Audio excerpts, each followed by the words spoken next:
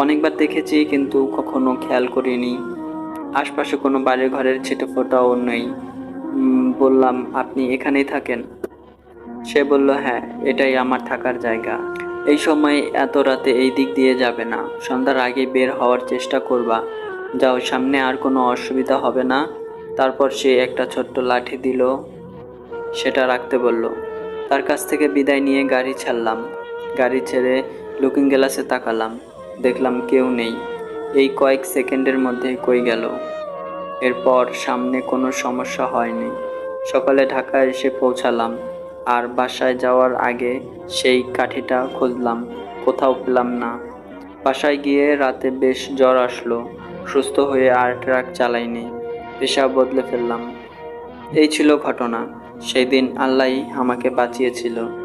সেই লোকটা কে ছিল জানি না, তবে আমাকে উপকার করায়